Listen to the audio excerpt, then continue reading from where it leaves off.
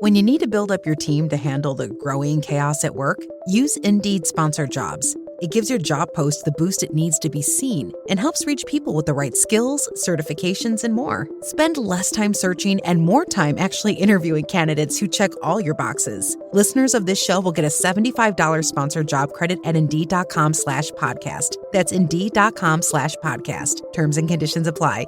Need a hiring hero? This is a job for Indeed Sponsored Jobs. Welcome to the Travel Squad podcast, where adventure meets inspiration. We're your hosts. I'm Brittany. I'm Kim. And I'm Jamal.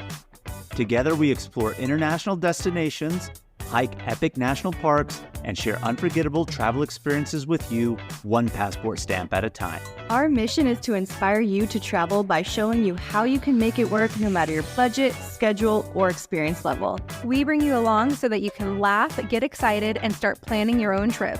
So grab your ticket and your passport. And don't forget your travel insurance. And get ready to embark on a new adventure with us around the globe.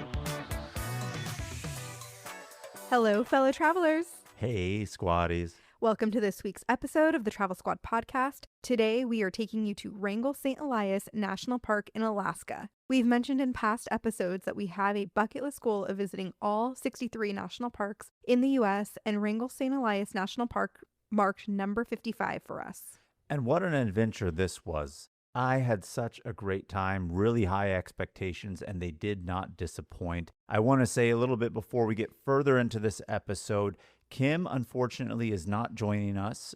She did not come with us on this trip. She has a conflicting scheduling arrangement, so she's not able to record with us, unfortunately. So it is just me and Brittany. But nevertheless, what a fantastic time in Wrangell-St. Elias in Alaska. I loved it. And just a little bit about Wrangell-St. Elias. It's actually the largest national park in the United States, spanning more than 13 million acres with towering mountains, massive glaciers, historic mining towns, that untamed Alaskan wilderness, and it is home to 9 of America's 16 highest peaks, including Mount St. Elias. The park offers incredible opportunities for hiking, rafting, glacier adventures, wildlife viewing, and experiencing, again, one of the most remote and rugged landscapes in the entire country.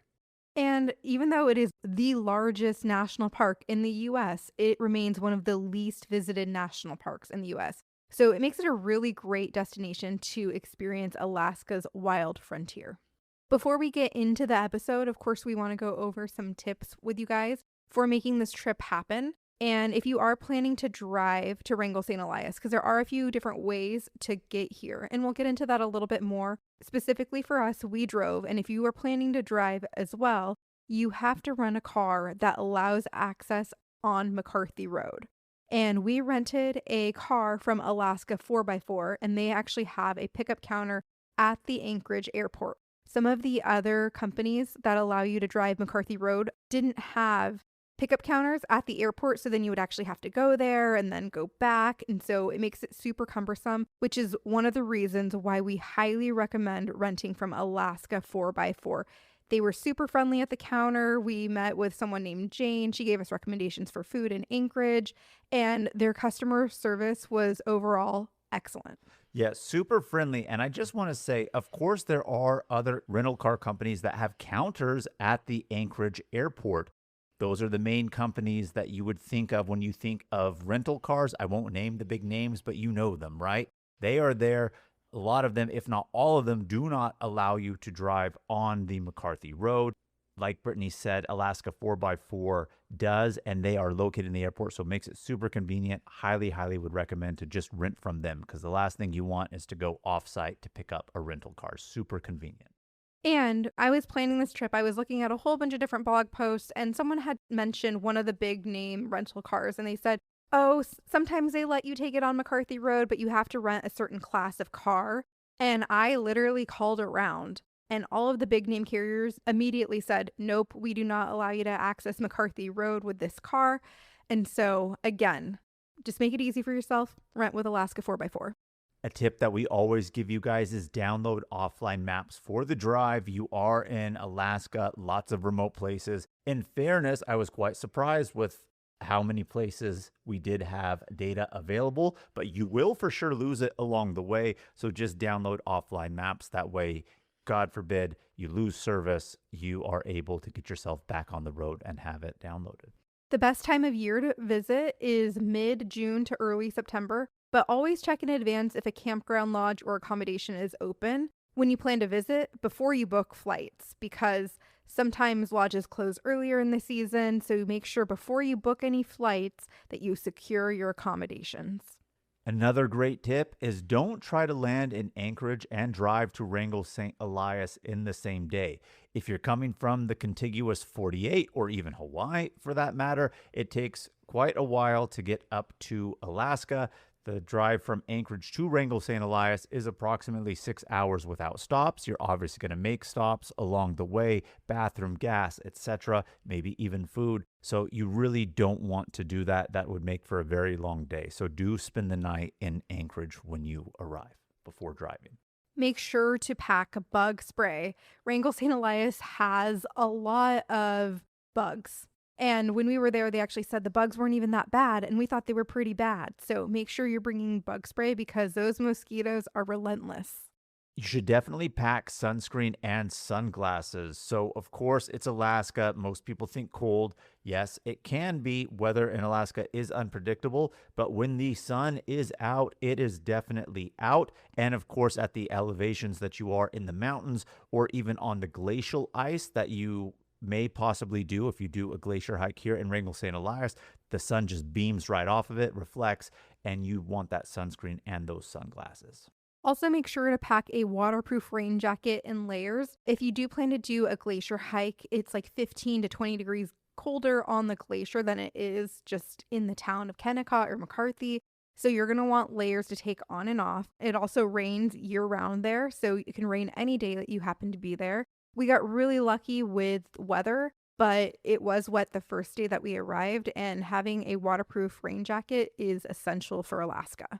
And definitely book your tours in advance, whether it be a glacier hike, a guided hike of some other sort, rafting, kayaking, or even your flight seeing over Wrangell-St. Elias, because there are certain areas that you can get into the park that have designated trails, but it is in a very small concentrated section. Most of it would just be backcountry, doing it on your own. So really the way to see Wrangell-St. Elias is a flight tour. So if you're going to do that, of course, book any of your tours well in advance. And in terms of park entrance fees, this national park is actually free to enter. So that's just a good tip for you guys. Before we dive deeper into the episode, I do want to let you guys know that I am creating a Wrangell-St. Elias National Park itinerary. It's a 3-day itinerary where it goes over everything that we do. It breaks it down step by step on where to stay, what to do, what to book, what to pack, and how to plan this trip. And it is available on our website, shoptravelsquadpodcast.com. When you need to build up your team to handle the growing chaos at work, use Indeed Sponsored Jobs. It gives your job post the boost it needs to be seen and helps reach people with the right skills, certifications, and more. Spend less time searching and more time actually interviewing candidates who check all your boxes. Listeners of this show will get a $75 sponsored job credit at Indeed.com/podcast. That's Indeed.com/podcast. Terms and conditions apply. Need a hiring hero? This is a job for Indeed Sponsored Jobs. This episode is brought to you by Accenture. When your advertising operations fall out of sync, everything else follows. Spotify and Accenture are working together to reinvent the rhythm of ad sales, using automation, analytics, and smarter workflows to simplify campaign delivery and access better data across the business. The result?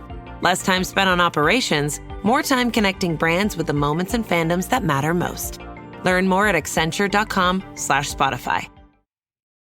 This episode is brought to you by Perfect Bistro Cat Food. Cats, this ad is for you. Has your human ever called you picky, persnickety, choosy? If so, Perfect Bistro Cat Food is for you. With ingredients like wild-caught tuna and pasture-raised lamb, tantalizing textures, and delectable flavors that meet even the most discerning cat standards. You're not picky, you're just perfectionists. Perfect Bistro, mealtime perfection for every cat. Have your human visit perfectbistro.com. So day one, we flew out on a Thursday. This was just our travel day flying from San Diego to Anchorage, Alaska. Unfortunately, from San Diego, there are no direct flights. Most flights going to Alaska will have layovers in Seattle, so we did have that. One thing we always try to tell you squatties is travel hacking, right? It's made for some people not, but of course there's right, wrong ways to do it. I'm not saying we necessarily did it the right way, but we definitely did do it a great way. We only paid $892 round trip for both of us, which in fairness, I really do think is a great price to get from San Diego to Alaska, because flights to Alaska in general are not cheap. Brittany has an Atmos credit card. If you're not familiar with what Atmos is, it is Alaska and Hawaiian Airlines, because they have now merged member program.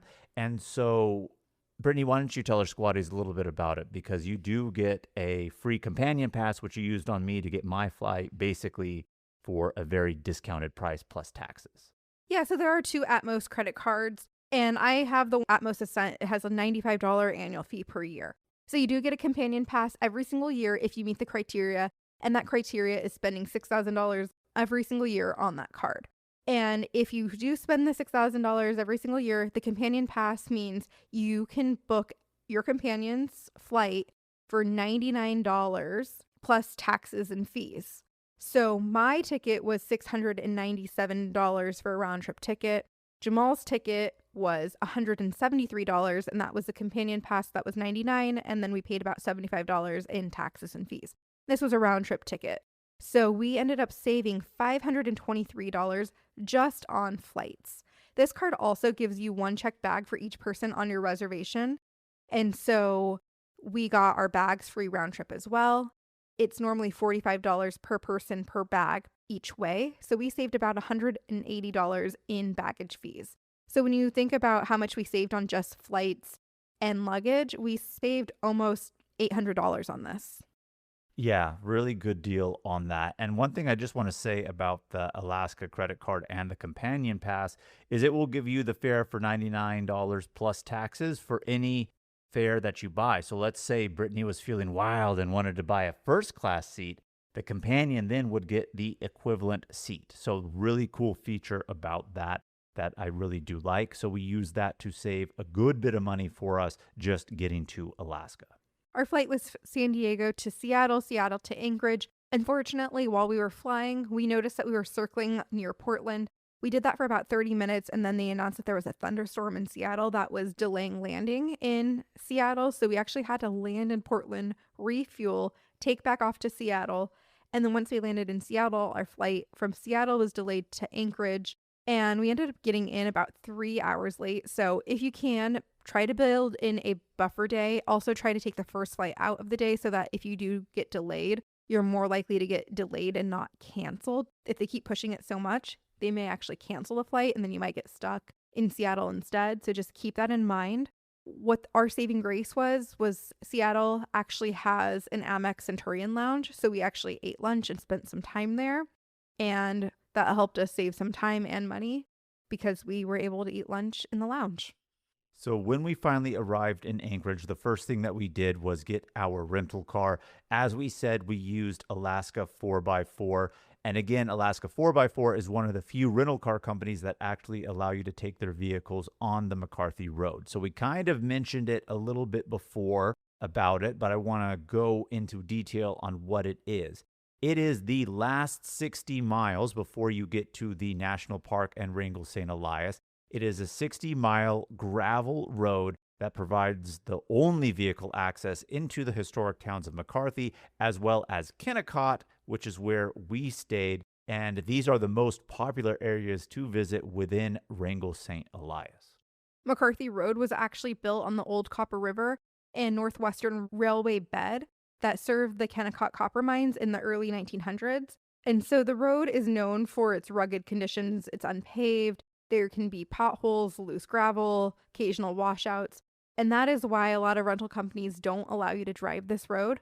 But Alaska 4x4 actually allows you to drive, I believe, any gravel road in Alaska. So that's super helpful if you're planning other trips that go on other gravel roads.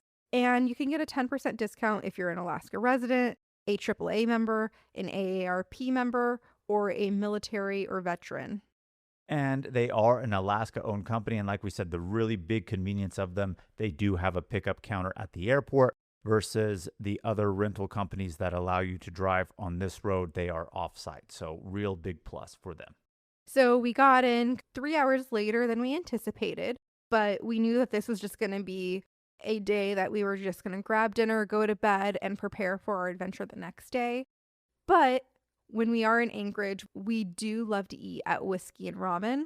Whiskey and Ramen is a very popular ramen shop in downtown Anchorage. We actually ate there the last time we were in Anchorage about a year ago. And they are so popular that we do recommend getting reservations. They do have reservations available on the Open Table app. We had made reservations for I want to say 6:30 because that gave us some buffer time. We were supposed to land at 4:30. But now we were landing at 7:30. So we did use the Open Table messaging to communicate with them, and they were actually able to reschedule our reservation, which was super great. And we ended up getting there closer to 8:30 in the evening. We got there past 8:30. We got there actually at 8:47 when our reservation that we pushed back was to 8:30. And that 8:30 reservation, by the way, was not the first edit to the reservation. We pushed it back an hour because that's what we were supposed to be. Then it kept getting delayed and delayed. So they were really good with that. And of course, by the time we arrived, even though a little bit after, there was a slight wait, but they did honor the reservation and they got us sat relatively quickly. But I love Whiskey and Ramen, like you mentioned, Brittany. When we went last time, we ate here. We knew we wanted to eat again. It is just that good. It's not really hype. It is fantastic, really good ramen. They do have craft cocktails if that's your thing as well. So we ended up, of course, after that long day, deciding we needed a drink. So I ended up getting a Komorebi Old Fashioned, and that had some matcha in it. So a little unique Japanese twist. It was quite delicious. And I ended up getting a Takeshita Stroll, which was a beautifully crafted pink, lovely cocktail that was also really delicious. And then for an app, we ended up getting their Tebasaki chicken wings that are twice fried. I would recommend getting these. I would get them again. And then we both ended up getting the Business Lounge ramen. Yeah, the Business Lounge is a tantamen pork broth, sesame peanut with an egg, steamed bok choy, mushrooms, and we swapped out the chili pork that they had for the pork belly instead, which was delicious. So I do like how they allow you to do some sort of swaps, and they don't even charge you for it. At least at the time we went, they didn't. So don't hold me to that if you go and they do, but really love that about them. Great place. And even when we came back to Anchorage after this trip, we were debating, are we going to eat here again? Are we going to eat here again? But we ate at different places so that we can give you squatties other recommendations. So we did sacrifice because we love it that much. So after dinner, we ended up stopping at Walmart to pick up some waters to carry with us along our trek, drives, for hikes, all of those sorts of things. So we got a few liters of water, and then we spent our overnight in Anchorage. We actually booked at the Spring Hill Suites with points. Jamal has a Marriott card, and we ended up using some of his points to book this stay. It easily saved us $250 to $300 for this night because lodging in Anchorage is quite expensive, especially in their tourist season summer months. More travel hacking. I love it. When I really calculate how much we actually saved using points and other things, we really came out ahead, so to speak, because Alaska is not an inexpensive place to travel, let alone getting to certain national parks, because it can be expensive, and this one was, so really helpful to save in all the ways that we did. When you need to build up your team to handle the growing chaos at work, use Indeed Sponsored Jobs. It gives your job post the boost it needs to be seen and helps reach people with the right skills, certifications, and more. Spend less time searching and more time actually interviewing candidates who check all your boxes. Listeners of this show will get a $75 sponsored job credit at Indeed.com/podcast. That's Indeed.com/podcast. Terms and conditions apply. Need a hiring hero? This is a job for Indeed Sponsored Jobs. This episode is brought to you by Accenture. When your advertising operations fall out of sync, everything else follows. Spotify and Accenture are working together to reinvent the rhythm of ad sales, using automation, analytics, and smarter workflows to simplify campaign delivery and access better data across the business. The result? Less time spent on operations, more time connecting brands with the moments and fandoms that matter most. Learn more at Accenture.com/Spotify. This episode is brought to you by Perfect Bistro Cat Food. Cats, this ad is for you. Has your human ever called you picky, persnickety, choosy? If so, Perfect Bistro Cat Food is for you. With ingredients like wild-caught tuna and pasture-raised lamb, tantalizing textures, and delectable flavors that meet even the most discerning cat standards. You're not picky, you're just perfectionists. Perfect Bistro, mealtime perfection for every cat. Have your human visit perfectbistro.com. So our second day in Alaska was a Friday, and we drove to McCarthy. And we ended up wanting to grab breakfast because we knew it was going to be a long drive to McCarthy. We knew it was going to be over 300 miles, so we wanted to get a nice breakfast in. And we ended up going to Snow City Cafe for a few different reasons. They are known for their sticky buns and their cinnamon rolls. And a fun fact is Obama once bought out all of their sticky buns during his visit. Beyond that lore of the president going there and actually buying some of their items, this is a very popular restaurant within Anchorage. When we first arrived, it was rather busy. There was a wait list that was going to be 30 to 45 minutes. We were going to troop it out, even though I don't want to say we didn't want to, but knew we had a long drive in front. But what I do like is they do have a counter, and then counter is first come, first serve. So we were able to bypass the wait when counter space opens. So that is something that you can actually do as well. So very popular spot, and for great reason. We ended up getting in the morning some coffees. I just got a standard black brew coffee. Brittany got a specialty coffee called a Milky Way latte.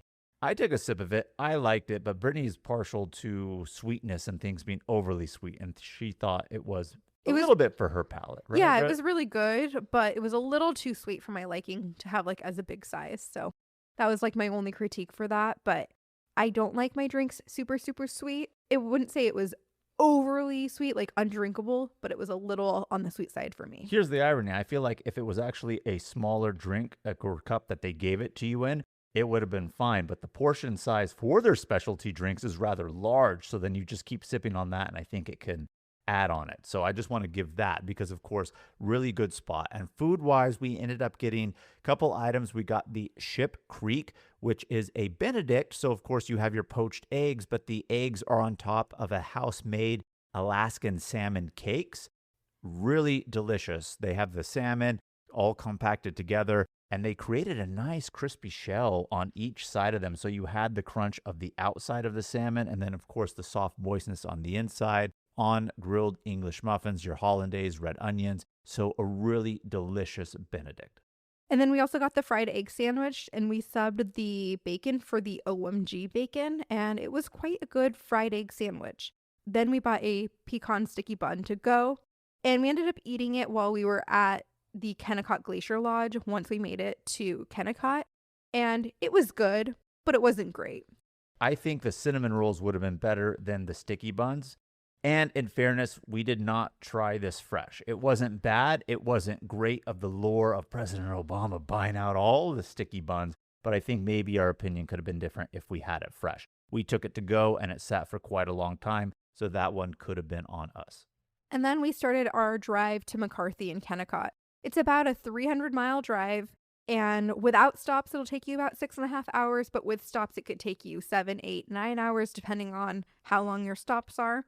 And it is one of the most beautiful and scenic drives we've ever taken. You have mountain backdrops, glaciers, lush green pines, valleys, rivers. It is scenic Alaska. And the sun was shining on us, and it was just a perfect drive to McCarthy. Yeah, just the shades of green that you really see. You know, I've been a lot of beautiful places, and a lot of people ask us sometimes like, oh, where's your favorite state that you've been to? And we always have an answer, but as we were driving, Brittany and I kind of came to the realization together, Alaska might be it. Now, I'm not necessarily talking for living, because that would be one thing, and kudos to the people who live out there, because it's real rugged, the cold, all of that in the extreme. But just the sheer beauty of Alaska is crazy. And it started getting beautiful just barely outside of Anchorage. You come outside this big city, and just outside of Anchorage, there was like our first glacier not too far away. And then you have the beautiful greenery, the rivers, etc. So really beautiful drive. So it's not a drive that's like, oh man, this is 6 hours. It's a very enjoyable one. When you're driving this long drive, make sure that you fill up gas because gas stops are going to be quite limited. And we recommend stopping and filling in Glen Allen. When I was doing research, I had read that you can fill in Glen Allen, Copper Center, or Valdez.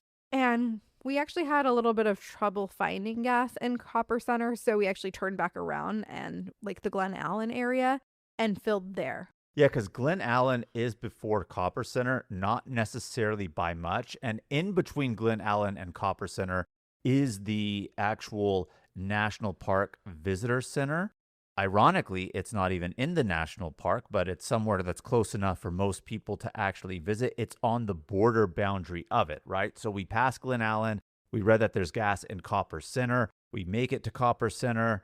It's a gas station that's just like one pump, the old circular dials. I don't see anybody attending it, nowhere to pay a credit card. So we had to turn back around about 10 miles to go to Glen Allen because, of course, from here it gets a little bit more remote, and we didn't see anything online where it said there would be gas. Now, up until Glen Allen, gas is sparse, but definitely able to find along the way. But that is the great middle point for you to fill gas before you get yourself into McCarthy, Kennicott, and particularly then into the National Park of Wrangell-St. Elias. You mentioned Valdez as an option to fill gas too, Brittany, but Valdez isn't even on this road from Anchorage. It's in this vicinity, but that would be out of the way. So I think when you see that online for forums, just any of you squatties listening or maybe planning this trip, if you're seeing that same thing, that's if you're coming from that direction. So don't count on Valdez. Glen Allen is the spot that you want to fill gas, your last point before you get to the park.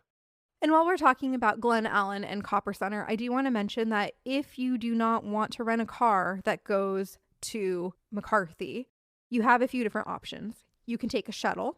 There was one company that provided a shuttle service from Anchorage, and then I saw another shuttle service that picks you up from Glen Allen or Copper Center. The one that leaves out of Copper Center also did day trips where you would get into the park at 11, but then you leave again at 4. So if you're looking for a very short visit and you don't want to drive, that could be something that you could look into. The other ones where they drop you off where you can stay in McCarthy and Kennicott, sometimes they're on a schedule and they don't go every single day. So then you're at the whim of when they drop you off and then when their next scheduled pickup is, which could be 3 days or more.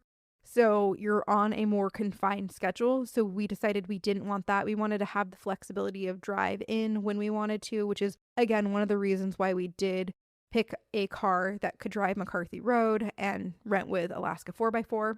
You could also fly into McCarthy from the Glen Allen area. So if you didn't want to do the shuttle because you're like, oh, I don't want to sit for a long, windy road, this unpaved road, you can fly in. But again, costs are going to be quite expensive because you're looking at a round trip flight to and from McCarthy, and then you have to get to Glen Allen anyways. So you might be parking a rental car in Glen Allen, hopping on a flight to McCarthy, and then staying a few days and then doing the same thing on the back end. And so I was like, well, if I'm already paying for a rental car and a flight, it's going to cost more to do that than just get a car that can access the road.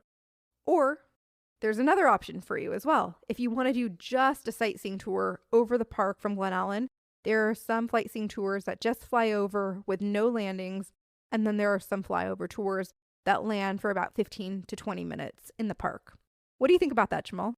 I think that doesn't count as actually visiting the park. And if somebody has limited mobility or time and that's all they could do, I'm not going to judge you for it. But if you're trying to really check off all the national parks and you just do a flyover and don't land, or if you land, it's only 15, 20 minutes, what did you land for, right? It doesn't count. That's my opinion. So that's what I think about it, and also a reason why we didn't do it. We actually met someone that did do the 15 to 20 minute landing. And I was like, oh, well, where did you land? And she said McCarthy. And I said, oh, so you got to explore the town? And no, she didn't get to explore the town. They just landed in a grass field and you can look out at the surroundings and then you get back in the plane and stretch your feet. So personally, I don't think it counts, but to each their own, right? It's your own adventure. So there are things to do along the way on this drive. I mentioned earlier, of course, between Glen Allen and Copper Center, there is the National Park Visitor Center, and it is open from May to September. So we actually stopped here. Again, at this point, you're still not even in the park. You will at some point, if you go here, see a river, and the river is the boundary and everything you see beyond that. So it's really more just like trees that you can see, and then the mountains so far in the back, which is, of course, if you're continuing on to McCarthy and Kennicott, where you will eventually be. So that's just one thing to consider. But nevertheless, we stopped here because we wanted to take a picture with the Wrangell-St. Elias National Park sign, which we did.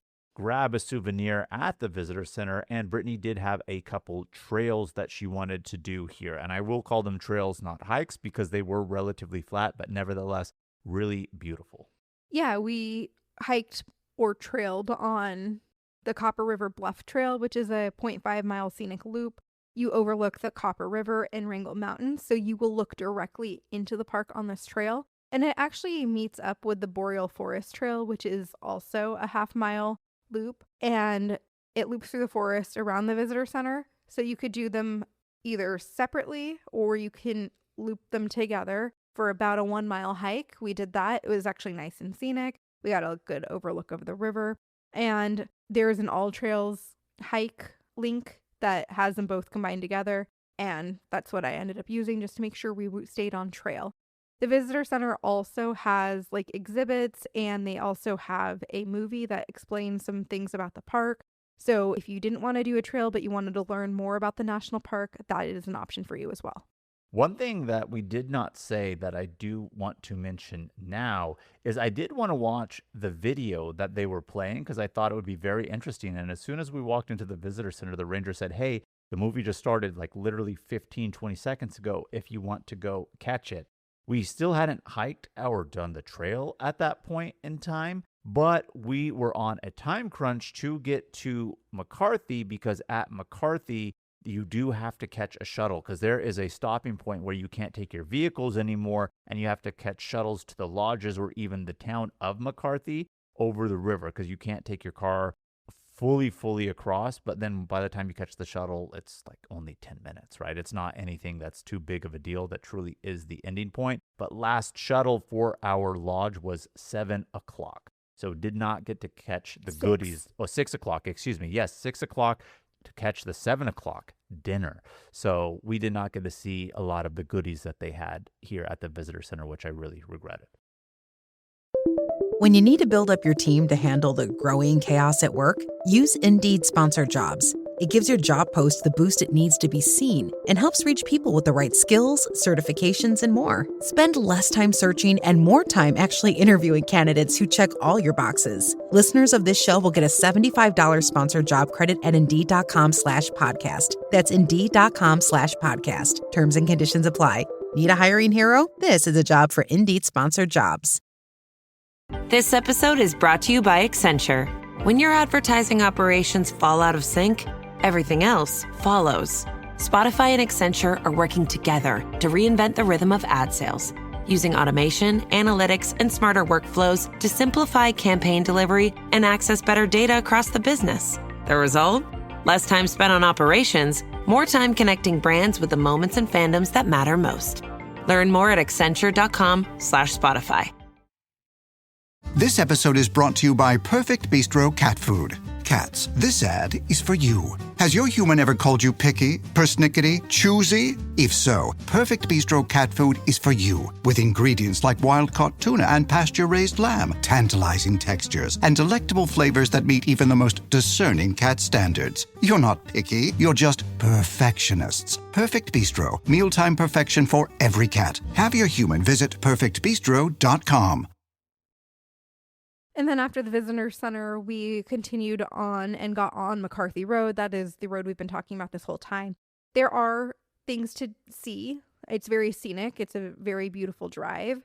You're going to pass, rivers, streams. You're going to go on a canyon bridge. You're going to see a wooden trestle that was made in 1911.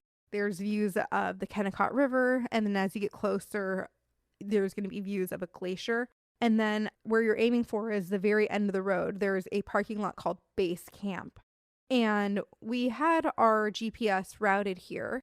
And our GPS told us to turn right, but there was actually a sign right where we were going to turn right. And it says, Google Maps is wrong. Continue straight. Do not turn. So we followed that advice. And then we ended up in the Base Camp parking lot. And you'll know you're there because on the left-hand side, there's going to be like this little wooden office.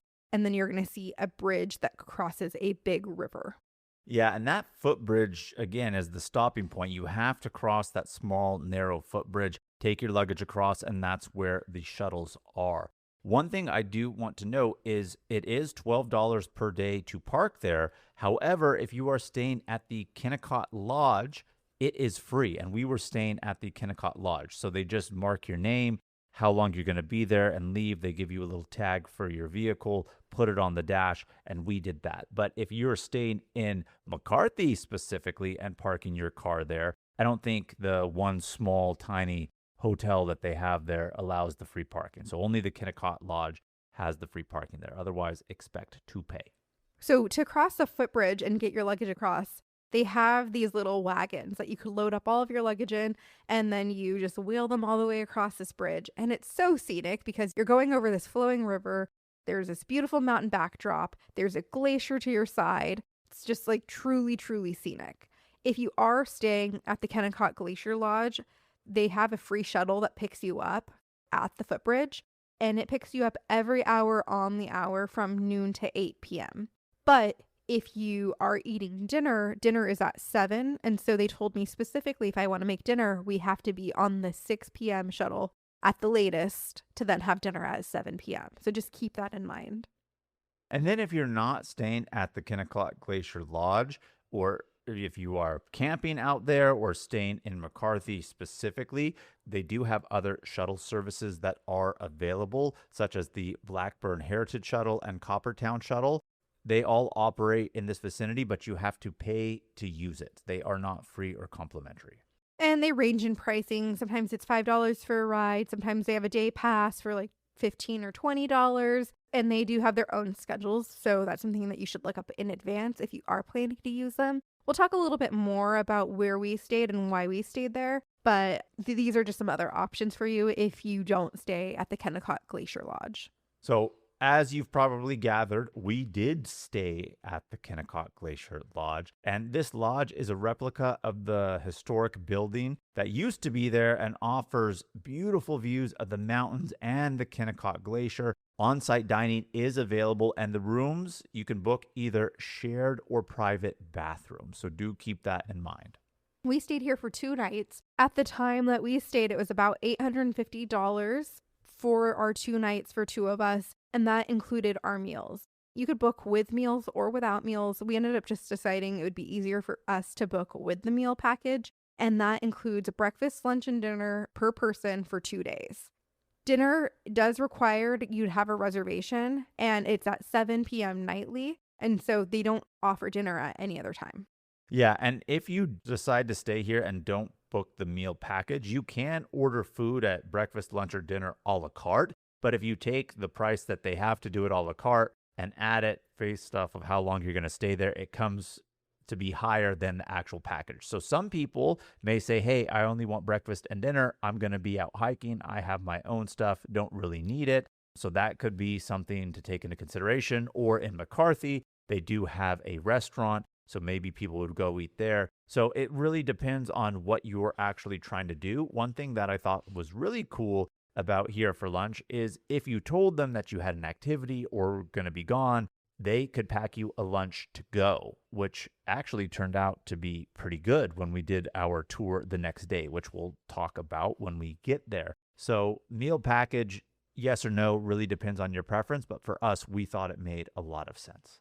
And the reason why we booked this accommodation was because it was logistically easier and it seemed like the nicest option in the park. It's across the street from the Park Visitor Center, and it's across the street from the offices of all of the guiding companies.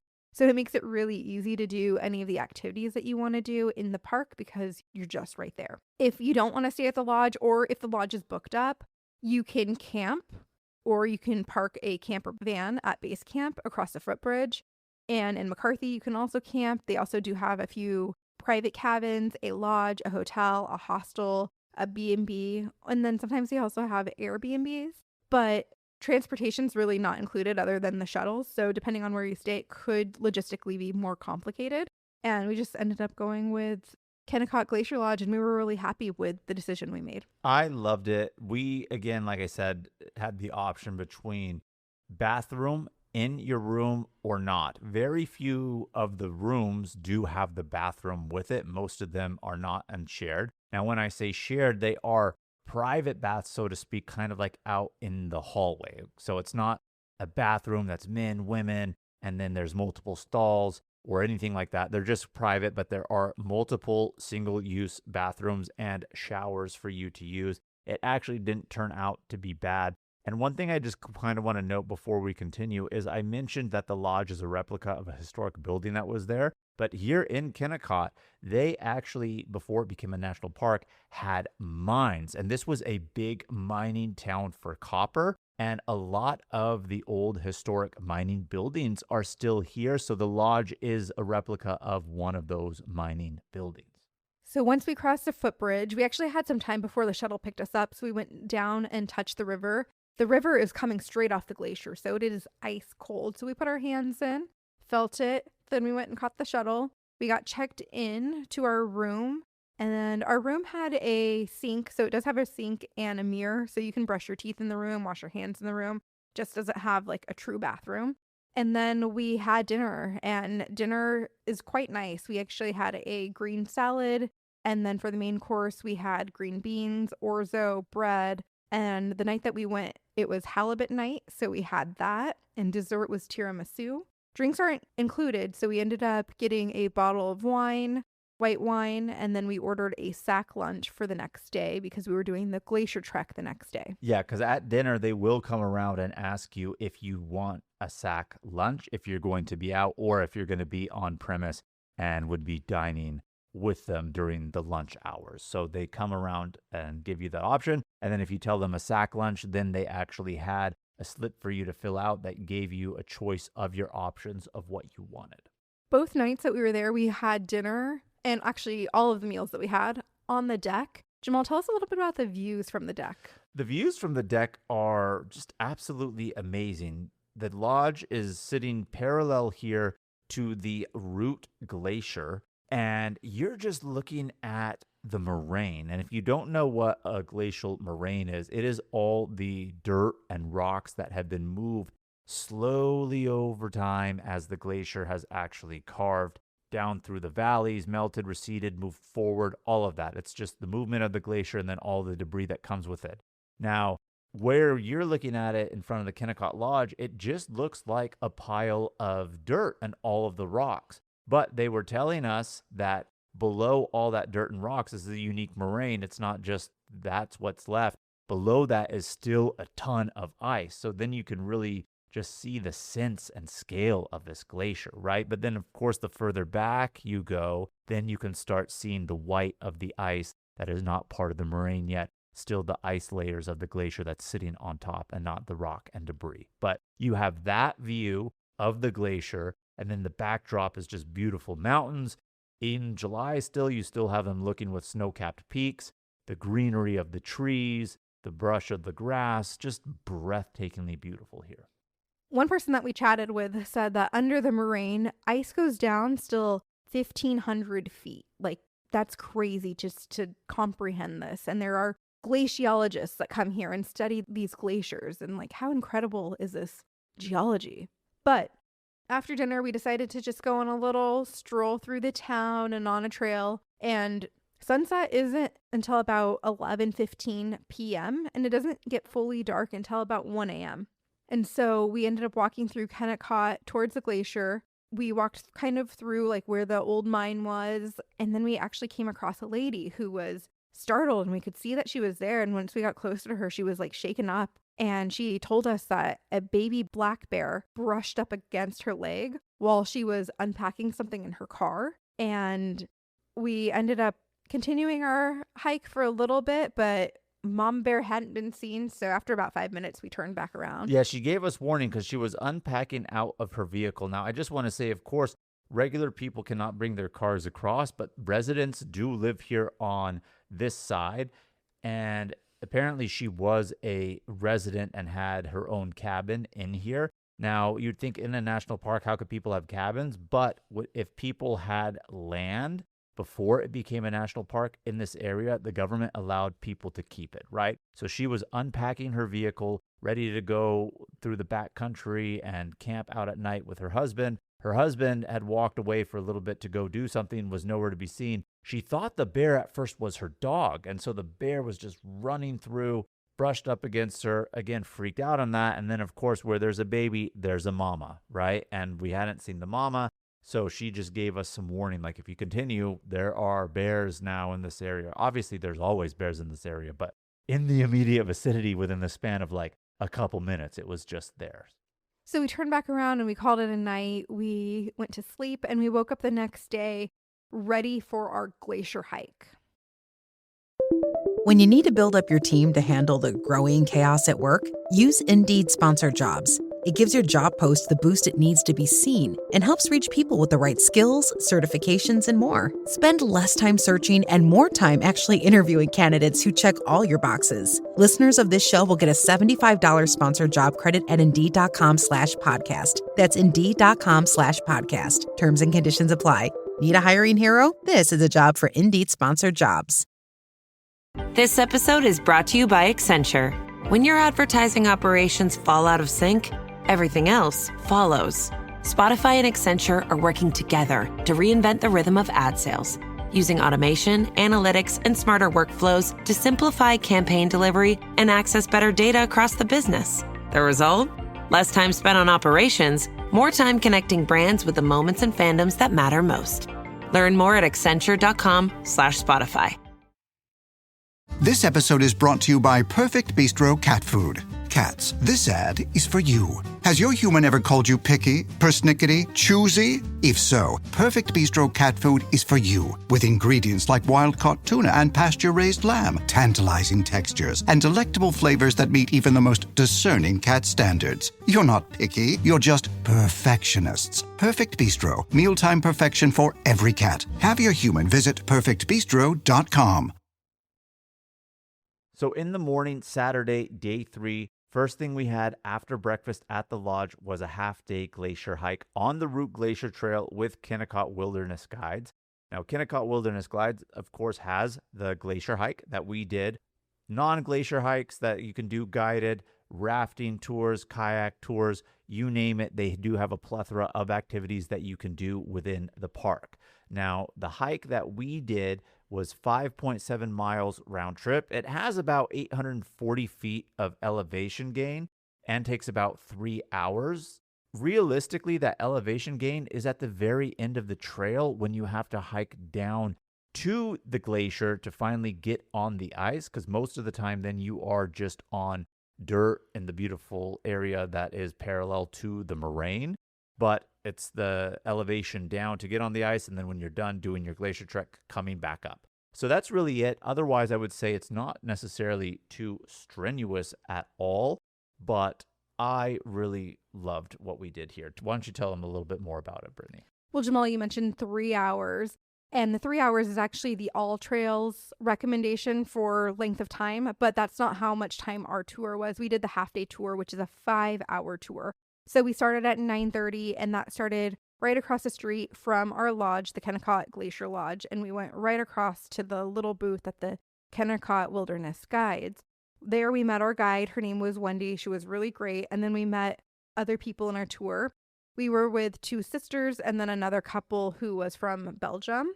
And we got our supplies, so they gave us crampons, and then they gave us little foam seats to sit on so that when we go to the glacier and have lunch, we could sit on that. And then they just gave us just like a little prep what to expect for the day. If you aren't staying at the Kennicott Glacier Lodge, they will drive their shuttle bus to meet you in several different areas. But since their little office was right across the street from where we were staying, we were just able to walk across from it. Because all of this is in the national park, there are restrooms along the way and the trail. So if you're worried about that, there are some pretty decent restrooms pretty much right until you get to the glacier along the way. I would say this was collectively some of the most decent bathrooms as a whole that I've seen in the national park. And I will say probably one of the main reasons is because so few people come here.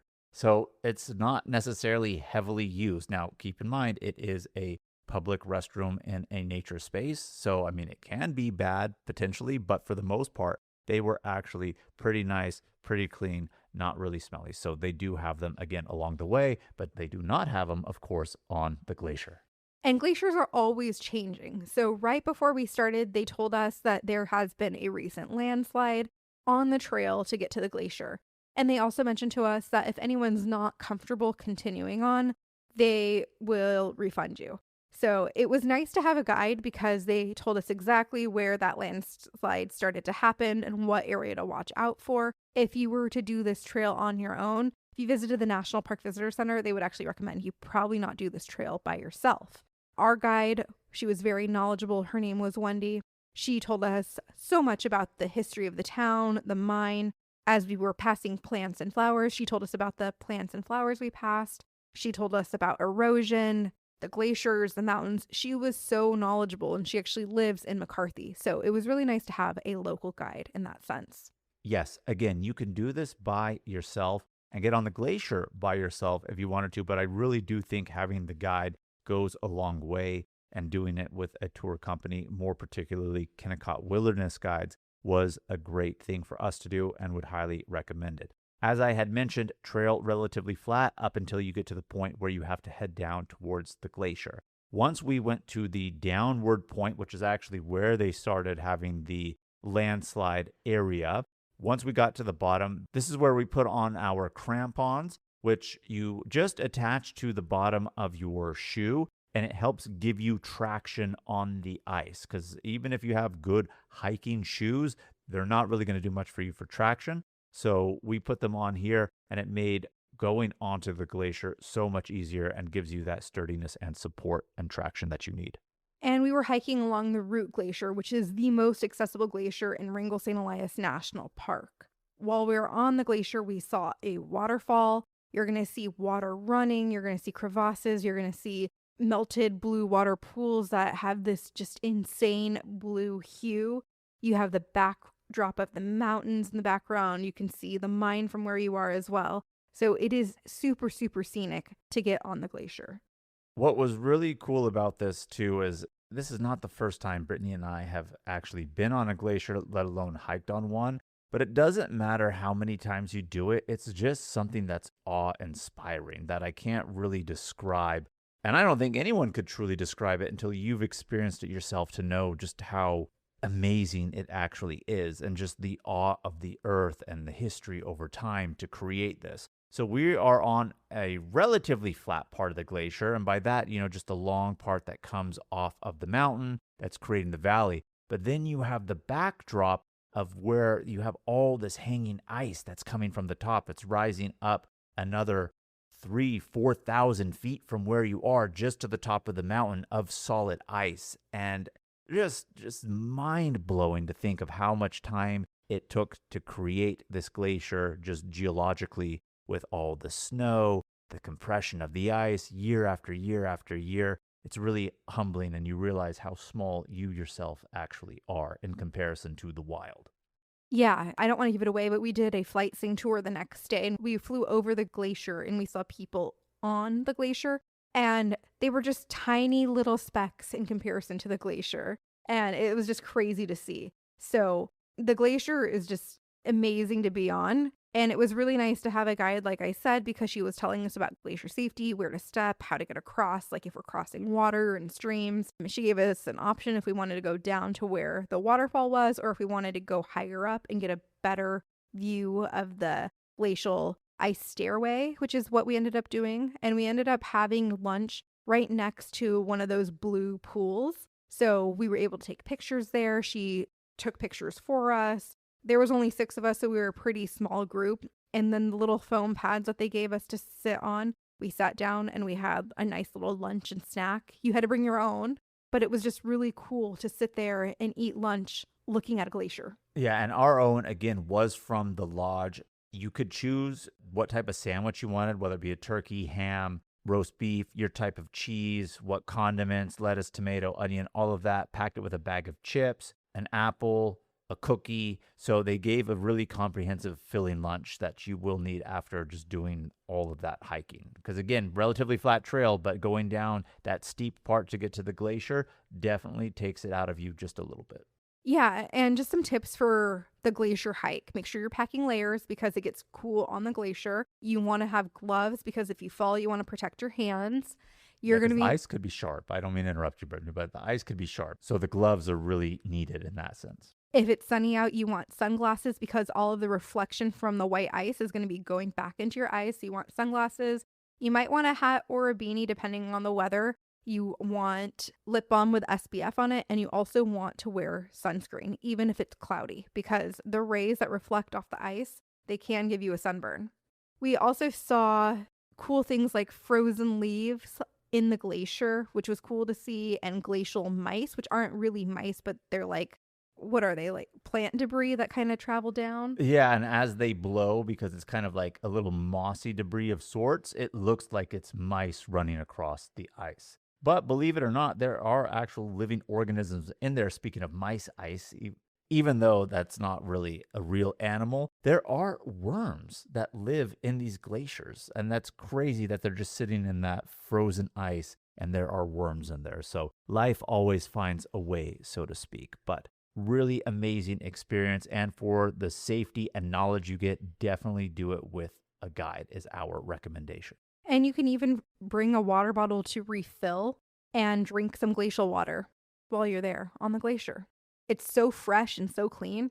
And like we mentioned, Kennicott Wilderness Guides, they have a ton of different tours that they offer. So I was asking Wendy, well, what's the difference between the half-day tour versus the full-day tour? She said, the full day tour is about 8 hours and you just go farther on the glacier and you get to explore more. But you can do multi-day experiences with them. Like they have glacier ice climbing, pack rafting, backcountry adventures. We met 2 ladies that were going to do a 5-day backpacking trip. So that's really cool.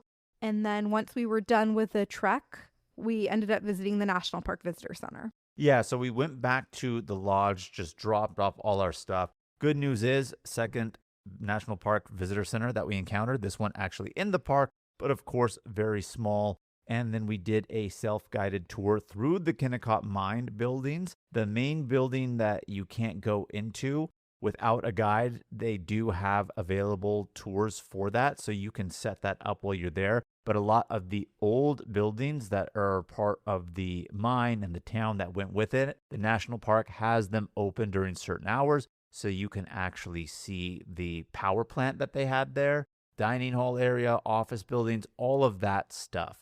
What was really cool, just a brief history about the mines without going into too much detail, is, of course, Alaska is very remote. It's cold, dangers all around that go beyond even just the danger of working in a mine. So to encourage people to work out there and get people out there, they made it very nice to live out there. So they were saying they were able to take a lot of the steam from the energy production, volcanic activity that was there, have heated rooms, houses, all of that stuff. So well beyond the normal mine towns of other places. So they really did it up here to draw people. So you can go tour those buildings and see all those remnants that are still there. The main building, you can't go in without a guide. So you can actually book a tour of the mill. We didn't do that. We just did the self-guided tour, but it is something you can do while you're there, about 2 hours long. But Wendy, when we were coming back from the glacier trail, she was telling us that there's a trail that goes up to where one of the mine buildings is that overlooks the whole area. So we went up the trail and saw the building. We obviously couldn't go in because we didn't have a guide, but it was cool to have that perspective from up there and see it. It's not a long hike. And then you also can come down and like cross a little footbridge that has a waterfall kind of creek running through it as well. And then what's also cool about the National Park Visitor Center is they do have a board out front that has a list of ranger programs for the day. So they have different activities you can do with them, or movies or experiences that you can have with the rangers on site. We didn't take advantage of any of them. We actually wanted to, but I think we ended up forgetting. Well, we forgot. So the first day that we arrived, they had on the board something about grizzly bears and information about them. But we arrived too late by the time they had it, but that day's board was still out, so we saw what they had. The next day, speaking today now, after the glacier hike, they were going to have a conversation from the park rangers about glaciers, how they're made. And I already know, but it's still, of course, you get wealth of information from these things, and it's still something to do. But then we got sidetracked after our glacier hike, doing our own little side hike, going through some of the exhibits and buildings that would just completely slip our minds. So do not forget like we did, because they have some really cool activities that the national park give great information on. And so then we ended up having dinner at the lodge. Again, our meal was included. We ended up having a Caesar salad with grilled vegetables, a baked potato, filet mignon, and then for dessert, we had a peach shortcake. They do have really good meals. I will say that. They give good quality meals for you on dinner. We didn't really talk about breakfast. I just want to kind of mention the breakfast is buffet style.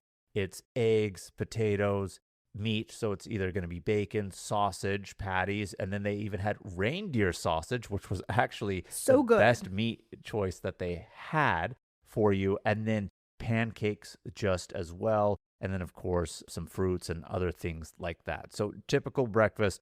And then lunch, of course, if you're taking it to go, is the sandwiches like we described, or we'll get to it when we talk about the next day. Before we left back home, we did eat lunch at the lodge. So we'll mention those goodies then about what they have. When you need to build up your team to handle the growing chaos at work, use Indeed Sponsored Jobs. It gives your job post the boost it needs to be seen and helps reach people with the right skills, certifications, and more. Spend less time searching and more time actually interviewing candidates who check all your boxes. Listeners of this show will get a $75 sponsored job credit at Indeed.com/podcast. That's Indeed.com/podcast. Terms and conditions apply. Need a hiring hero? This is a job for Indeed Sponsored Jobs. This episode is brought to you by Accenture. When your advertising operations fall out of sync, everything else follows.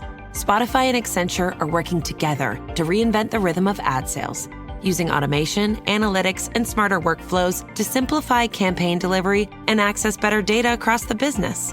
The result? Less time spent on operations, more time connecting brands with the moments and fandoms that matter most. Learn more at accenture.com/Spotify. This episode is brought to you by Perfect Bistro Cat Food. Cats, this ad is for you. Has your human ever called you picky, persnickety, choosy? If so, Perfect Bistro Cat Food is for you. With ingredients like wild-caught tuna and pasture-raised lamb, tantalizing textures, and delectable flavors that meet even the most discerning cat standards. You're not picky, you're just perfectionists. Perfect Bistro, mealtime perfection for every cat. Have your human visit perfectbistro.com. So Sunday, unfortunately, was our last and final day in the park, and we were heading back to Anchorage. But before we left, we wanted to do a flight scene tour. And this is truly the best way to appreciate the park and see the mountains and the glaciers. As Jamal mentioned earlier when we were talking about the park in general, the park is 13 million acres. So it is so hard to see all of it. And while we were on this flight scene tour, our pilot said we probably saw about 10% of it, honestly. But getting in a plane and seeing the park from above is truly incredible. And if you do one thing, I think it should be this. Yeah, absolutely. So we did our flight scene tour with Wrangell Mountain Air. They picked us up from the Kennicott Lodge and took us to McCarthy, where they do have a little landing strip where they do take off and do the sightseeing tours from. We met at 10 a.m. in front of our lodge where they picked us up, and our tour started at 10:30 and it went until 12 o'clock. So we just had an hour and a half, but with the tours, you can choose different ones. On their website, of course, they will give you highlights of the park and different options that you can choose, anywhere ranging from an hour, hour and a half, up to like 3 hours long, depending on what you want to do and how much you want to see of the park. So Brittany, I know we only did the hour and a half, but they had other options just as well. Do you want to tell our squatties about the other options? Yeah, Wrangell Mountain Air operates 4 flight scene tours. They have a 50-minute option, which is called the Mile High Cliff Tour. They have a 70-minute option, which is called the 13 Glacier Tour. They have a 90-minute option, which is the Bagley Icefield, which is what we did. And then they have a 2-hour option, which is called Jewels of the Wrangell Tour. And this one you can actually, on a clear day, go straight out to the ocean and back. But on their website, they actually have like a little diagram showing where the flights each go. And so you can kind of see what you'd be flying over. And the 90-minute one, to me, just felt like it was the best choice for what I was looking for. So that's why we ended up picking that. But Jamal and I really debated which one we were going to do for quite some time. But I felt like 90 minutes was a good amount of time to see everything. I mean, and you don't see everything. You see 10% of the park. But it was just a really interesting landscape. Like I mentioned, we did the Bagley Icefield. At the time that we went, it was about $445 a person for the 90 minutes. And the plane sat 6 people, including the pilot. So there was 5 guests aboard. Everyone has a window seat. And our pilot was super nice. His name was Kyle, and he was a great narrator of the tour. Yeah, he was from Arizona. I remember that specifically because when we told him we were from San Diego, he's like, oh, I'm right by you guys. But I was fortunate enough to sit in the front with the pilot because, you know, on these small little bush planes, there usually are 2 pilot or 2-seater planes up front for people to be piloting. So I was up there with all the instruments. Of course, he did say that the foot pedals are disabled for safety, so you don't have to really worry about that. But he's like, your yoke, which of course is what you steer with, he's like, this is like active, but it really is controlled by 2 people. So if I moved it, of course, you know, he has his hands on the wheel and can do that. I would never do such a thing. But really cool perspective to sit up front in the pilot seat. But again, like you said, Brittany, like we went over the Bagley Icefield, which is what it sounds like. It is a very large ice field. Like, you know, we're talking about how when we are in the park, or at least where we were in the Kennicott Lodge area, how there's beautiful trees, mountains. Yes, they are there. You fly a little bit and all of those disappear and all of those mountains get higher and higher and there are no trees and it is just covered in sheer ice. The mountaintops are, but then you could just see how long the glaciers go, how many glaciers there are, and how they all eventually meet from the mountains down into one big sheet of ice. And just seeing the different colors, how it cracks, flying over the different shapes of the mountains. Such an amazing experience. Yeah, it truly was amazing to see the park from above. Like Jamal mentioned, we flew over mountains, valleys, rivers, glaciers, snow-capped peaks. Like we truly saw it all. I think one of the glaciers we were flying over in like the Bagley Icefield, it was like 127 miles long. And sometimes while you're in this flight, like you don't feel like you're going very fast, but he was saying like we were going 110 miles an hour. And you're like, wow, you can just see how incredible the scale is of this landscape in comparison. And like it barely feels like you're moving at all. Yeah, because it's just so vast. And I just want to say 2 things about really cool things that we did while we were on the tour. At one point, kind of when we were in the icy area, he took us to a spot that's called the Bat Cave. And it's called that because apparently a portion of the mountain or this area of it has collapsed and has created a nice little half circle. So you can go in there and fly. Now, like I said, I was sitting in the front. Brittany was sitting behind Kyle, our pilot, and she pointed to something to the left. And then he's like looking out to the left, trying to see what she is pointing at and narrate and tell her or give her an answer. And we're flying straight towards the mountain. Like we're getting to the very end where we should start being banking to the right to get out of there and avoid crashing straight into a sheer mountain wall. And I'm not freaking out because I know he knows what he is doing, but I say this story to just give you a sense of the scale. Like you're flying in a plane, you are going fast, and it looks so close, and yet it took so long to get there, and we had so much space. And then at one point too, he takes us for that last little flyover before we land in the area where we started in Kennicott and the Root Glacier. He takes us to those ice steps of the Root Glacier where it's just the sheer wall of ice from the top of the mountain down to where it kind of flattens out. And we do the same thing where we kind of circle around, do that little half circle. When we were on the ice, you can tell how big it was, but when you're a plane in there, it's just crazy because I felt the same thing of like, man, like we're going so fast and we look close, but this wall is not getting any closer, so to speak. You know, like just the scale is so impressive. And as much as I enjoyed everything that we did in Wrangell-St. Elias and the Glacier Tour, I have to say you need to do a flight tour. Yeah, it was just crazy. And like Jamal said, like you feel like you get so close to these mountains, but you're actually not that close to them just because of the scale. So he was saying, like, we could have even gotten closer, but he didn't want to freak anyone else out. But that's like how crazy big it is and just incredible. And as we were flying over the Root Glacier, just looking down and seeing the people that were hiking on it and just thinking, like, they look like tiny little ants, but like we were those people that the day before was just really crazy and just a really cool perspective. And then flying back to the airstrip, we passed the Kennicott Mine.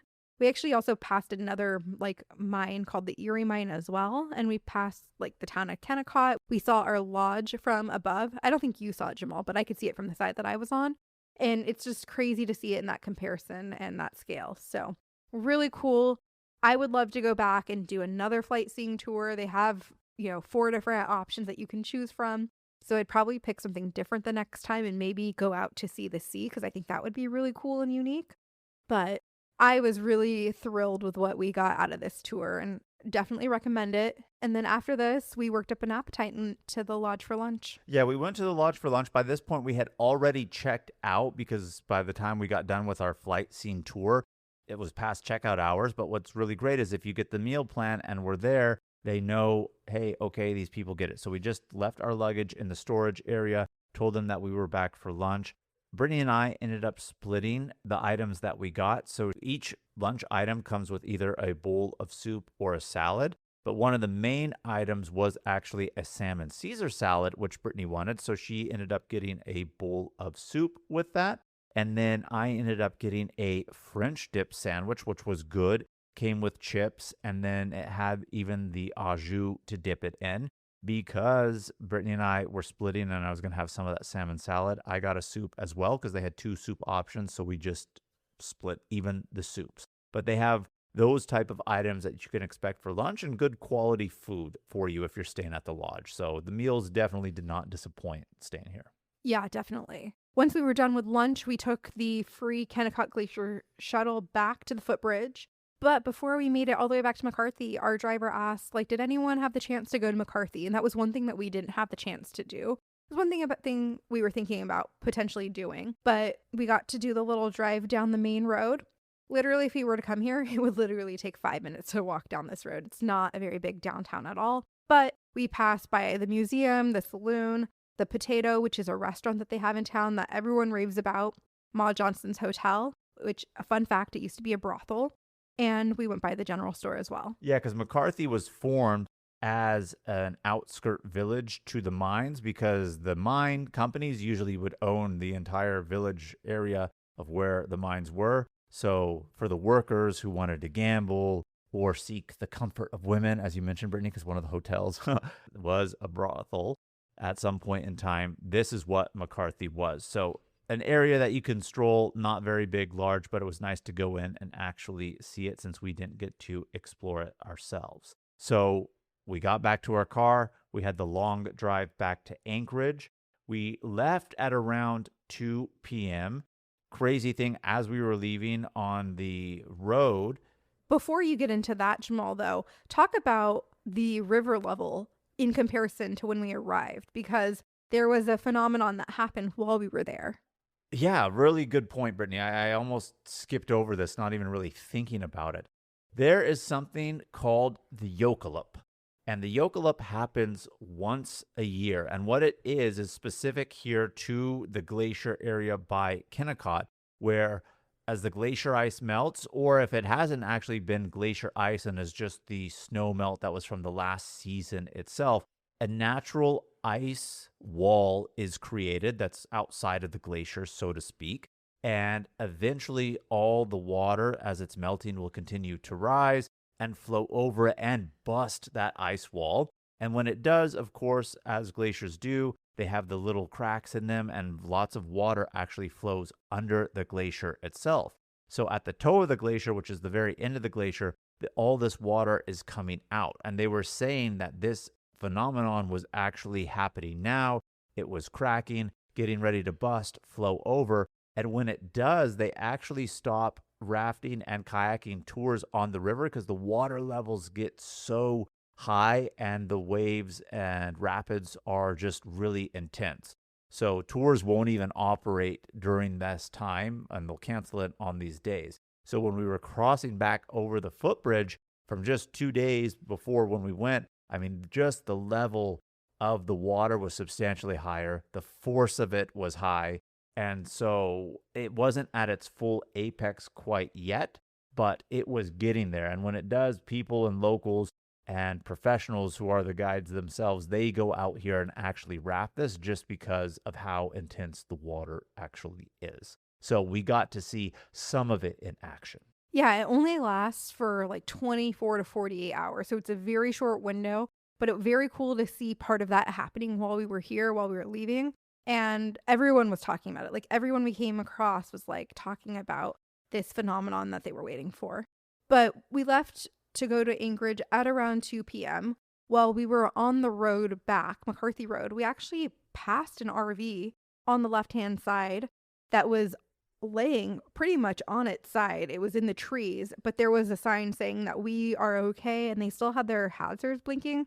So we think it happened fairly recently because we did not see that coming in. So just be careful driving that McCarthy Road. I'm just curious how they even fell because it wasn't even around a sharp bank or anything like that. But nevertheless, again, careful. I would say for all the hype the road gets, I felt pretty safe and comfortable on it. Like pretty safe was a bad term. I felt really safe, actually. You just have to drive slow and make sure that you don't go over the potholes, but they make it sound worse than it is, but it is still an unpaved road. So just keep that in mind. But on our way back, we did stop again in Glen Allen to get gas, which is a good midpoint for it. And with the long drive and how long it had been since we had lunch, we did, of course, want to get dinner. Everyone was telling us about Moose's Tooth Pizza in Anchorage, Alaska. It's on the list when we were at the rental car place of good restaurants, when we would ask locals, when we were at Snow City Cafe, other places, where should we go eat? Everyone says Moose's Tooth Pizza. And I thought to myself, okay, is this going to be another place that's overblown? We were looking at their menu, good pub food, but it just seems like it can't necessarily be that great. And we went and it did not disappoint. So I want to say, at least of what we had, the hype is for real. A few squatties reached out to us and said, go to Moose's Tooth. So we were looking at the pictures. We were kind of like, these pictures don't look great online. Yeah, but the pictures did not look great. That was really concerning to me. yeah, but in person, it was actually good. I ended up getting a raspberry wheat beer. We ended up splitting some chicken wings, the Korean style, with a sweet and spicy sauce. And then any pizza with any sauce you could do a half and half. So we ended up doing a split of the classic, which is like pepperoni, sausage, mushroom, mozzarella, provolone, and marinara. And the other half was garlic lovers with garlic sauce, chicken, garlic, bacon, broccoli, Roma tomatoes, mozzarella, provolone, and parmesan. And that combination was fantastic. We ended up getting a small, and it was the perfect size for dinner. If you wanted leftovers, of course, you could get a bigger size, but for what we wanted that night, it was perfect. Yeah, and Moose's Tooth has lots of local craft beer on taps that they make themselves. They also have rotating taps from beer outside of Moose's Tooth. And then they are also known for their homemade root beer, which I actually got. I thought I would want a beer with that type of food, and I did. But then I thought to myself, no, a soda sounds good. Root beer, I love. And it was actually really good. And they have a lot of unique pizzas. And another reason why I was thinking, oh, Moose's Tooth, I don't know. The last place that we went to go get unique pizza that was supposedly really famous and everyone talked about and was actually on Food Network, I won't say where that was actually located, what a bust it was. And so with all these unique pizza toppings and flavors that they had, I thought this could be the same, and it was not. Moose's Tooth, I am giving full recommendation. Definitely try. And then we just checked into our hotel for the evening. We stayed 2 more nights in Anchorage, and we're going to have an episode next week because we continued our Alaskan National Park adventure, and we went to visit Lake Clark National Park. But we did stay in Anchorage. We stayed at the same hotel, Spring Hill Suites. We did 2 nights here, and I actually used 2 nights from my sign-up bonus from the Marriott Bonvoy card. The promo was 5 nights up to 50,000 points per night, so we ended up using the 2 certificates here. And then we spent 6,000 points out of pocket. We saved about $600 by doing this. And the other 3 nights I used in Turkey from one of our previous trips. So if you guys need a referral link, just send me a DM. Travel hacking and saving money in Alaska. I love it. But Wrangell-St. Elias, what a great time and experience. I recommend all of you squatties go out there. One of the most least visited national parks. You should add to the totals of people who are going because it is well worth the visit. Thank you so much for tuning into this week's episode. To keep the adventures going, be sure to follow us on Instagram and YouTube at Travel Squad Podcast and tag us in your adventures and send in your questions of the week. If you found the information in this episode to be useful, or if you thought we were just plain funny, please be sure to share it with a friend that would enjoy it too. And as always, please subscribe, rate and review our podcast, and tune in every Travel Tuesday for new episodes. Stay tuned for next week's episode on Lake Clark National Park. We have some more amazing adventures and tips in store for you. Bye, squad. Bye, squaddies.